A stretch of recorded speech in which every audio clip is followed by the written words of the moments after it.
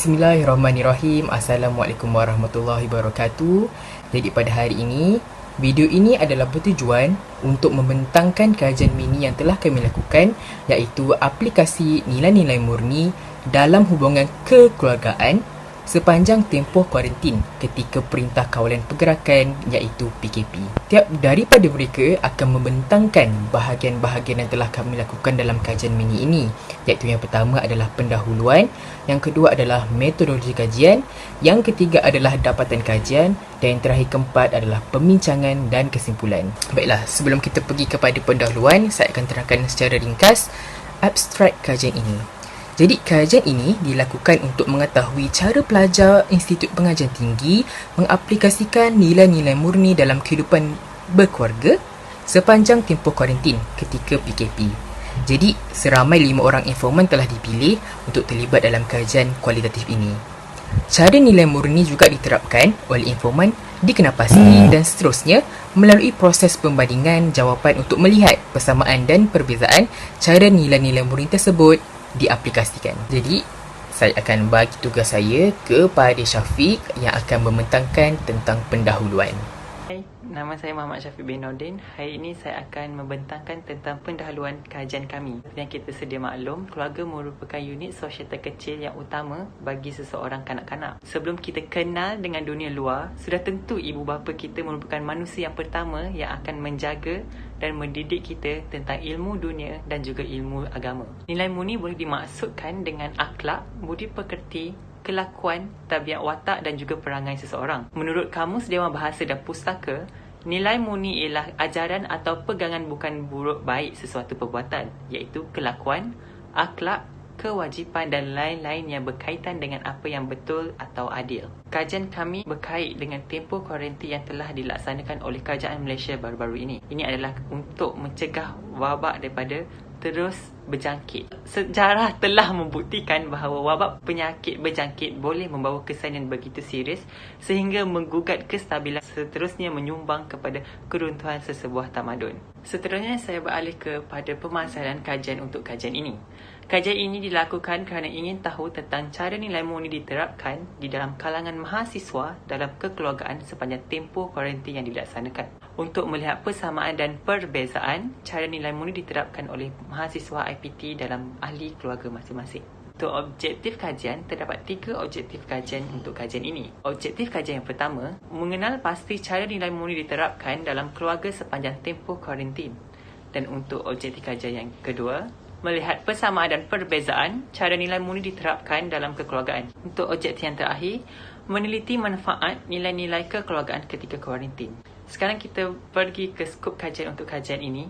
Kajian ini dilakukan terhadap 5 orang mahasiswa IPT, tidak kira sama ada tinggal bersama keluarga ataupun tidak bersama keluarga sepanjang tempoh kuarantin dilakukan. Ini kerana pengkaji mahu responden dari kalangan yang mahasiswa dikuarantinkan mengikut arahan Kerajaan Malaysia untuk mencegah virus tersebut. Setakat itu sahaja pendahuluan untuk kajian ini. Saya serahkan pembentangan ini kepada Ahmad Faris. Baiklah, saya akan menerangkan tentang metodologi kajian.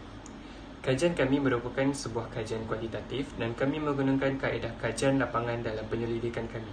Data-data dikumpul melalui kaedah temu bual. Temu bual yang telah dijalankan berlangsung selama 1 jam dan dilaksanakan dengan menggunakan platform seperti WhatsApp dan Microsoft Teams.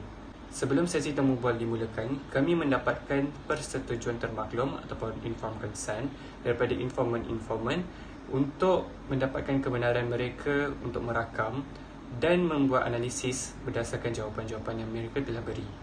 Alat kajian yang kami gunakan dalam kajian ini adalah direka berdasarkan satu kajian lepas tentang nilai-nilai murni terhadap asas kekeluargaan. Nilai-nilai murni tersebut adalah nilai bertanggungjawab, menjaga maruah, amanah, bersyukur, prihatin, berjimat, rasional dan berani. Teknik persampulan yang kami gunakan dalam kajian ini adalah teknik persampulan mudah. Teknik persampulan mudah itu digunakan kerana kajian ini hanya memfokuskan bagaimana cara informan mengaplikasikan nilai-nilai murni tersebut semasa kuarantin. Jumlah informan yang kami telah temu bual adalah seramai 5 orang dan mereka merupakan mahasiswa di Institut Pengajian Tinggi seluruh Malaysia. Kami juga telah mendapatkan maklumat asas informan seperti jantina, status ibu bapa mereka ataupun penjaga, bilangan adik-beradik, status tempat tinggal dan juga kelas pendapatan isi rumah. Daripada 5 informan yang kami telah temu bual, 3 daripada mereka adalah perempuan dan 2 daripada mereka adalah lelaki. Majoriti informan kami tinggal bersama ibu bapa mereka dan mereka masih berkahwin. 4 daripada 5 orang informan kami menetap di bandar, manakala 3 daripada 5 informan kami berada di kelas B40. Hai, saya Muhammad Hafiz bin Hussein akan menerangkan berkaitan dengan dapatan kajian berdasarkan soalan-soalan temu bual yang mempunyai 8 unsur nilai murni. Berikut adalah soalan yang pertama berdasarkan nilai tanggungjawab. Adakah tanggungjawab anda terhadap keluarga terganggu dengan tanggungjawab akademik di dalam tempoh kuarantin ini? Kesemua informan dilihat mempunyai persamaan dalam cara nilai murni ini diterapkan, iaitu dengan cara pembahagian masa yang adil dan teratur demi menyelesaikan masalah sama ada kerja rumah atau tugas akademik walaupun mempunyai tugas akademik yang banyak. Seterusnya soalan berdasarkan nilai amanah. Adakah anda memberi sepenuh tumpuan terhadap kerja di rumah walaupun ada tugasan sebagai seorang pelajar atau mahasiswa? Keseluruhan informan mempunyai persamaan dalam cara nilai murni ini diterapkan, iaitu dengan melaksanakan pembahagian masa yang bagus supaya tugasan tidak dilengahkan dan agar dapat memberi tumpuan dalam melakukan kerja rumah dan tugasan universiti. Seterusnya, soalan berdasarkan nilai menjaga maruah. Adakah anda menjaga privasi keluarga anda ketika sedang berinteraksi secara video di atas talian? Cara nilai ini diterapkan oleh kesemua responden adalah sama, iaitu dengan menghadiri kelas atas talian di dalam bilik sendiri atau tempat duduk yang berasingan dan bukan di tempat yang terbuka. Soalan berdasarkan nilai yang seterusnya ialah nilai syukur. Bagaimanakah perasaan anda ketika mendapat berita PKP ini disambung lagi? Bagi mereka yang bersyukur, iaitu informan A, B, C dan E, mereka dapat meluangkan masa dengan keluarga walaupun berbeza dengan mereka yang tidak bersyukur, iaitu informan D yang merasakan kesal kerana kesusahan yang dirasakan di rumah ketika ingin menghadiri kelas atas talian. Seterusnya soalan berdasarkan nilai rasional, iaitu soalan ini responden perlu menjawab soalan berdasarkan situasi, iaitu adik anda menghadapi masalah komputer dan ingin menjalankan tugasan yang diberikan oleh guru. Apakah tindakan anda sebagai seorang abang atau kakak? Cara nilai ini diterapkan dalam keluarga adalah dengan meminjamkan laptop kepada adik-beradik mereka. Adalah jawapan kepada informan A, B, C dan E, namun berbeza pula dengan informan D, iaitu dengan meminjamkan wang untuk kerja membaiki laptop. Soalan seterusnya berdasarkan nilai berjimat. Bagaimanakah anda memastikan pengurusan kewangan keluarga anda terjaga ketika PKP berlangsung? Cara nilai ini diterapkan oleh informan-informan berikut adalah dengan membuat senarai barang yang ingin dibeli terlebih dahulu dan memasak di rumah demi mengurangkan kos perbelanjaan. Seterusnya soalan berdasarkan nilai berani. Adakah anda sanggup mengambil risiko membeli barang walhal anda berisiko mendapat kontaminasi? Cara nilai murni ini diterapkan oleh informan keseluruhannya adalah sama, iaitu dengan mengikuti langkah-langkah atau SOP yang telah ditetapkan oleh pihak KKM ketika hendak keluar membeli barang ketika perlu sahaja. Dan soalan terakhir ialah nilai prihatin. Adakah anda mengambil berat terhadap emosi keluarga anda ketika kuarantin di rumah? Cara nilai ini diterapkan oleh informan dalam keluarga adalah dengan melakukan pelbagai aktiviti bersama keluarga di rumah. Antaranya solat berjemaah bersama-sama, mahupun mereka juga ada bertanyakan tentang kesejahteraan ahli keluarga agar emosi dan fizikal mereka kekal sihat. Baiklah, itu sahaja daripada saya. Seterusnya saya serahkan kepada Hasri. Assalamualaikum warahmatullahi wabarakatuh. Saya Muhammad Syarif bin Hassan akan meneruskan perbincangan dan kesimpulan kajian. Dua daripada informan kajian menyatakan nilai tanggungjawab diamalkan dengan cara membahagikan tugas sesama keluarga dan mengamalkan sikap tolong-menolong di antara mereka.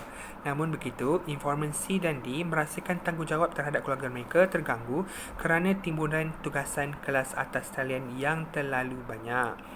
4 daripada 5 informan mengatakan amanah mereka terhadap tugasan di rumah tidak terganggu kerana mereka memberikan fokus yang sepenuhnya ketika melakukan tugasan tersebut.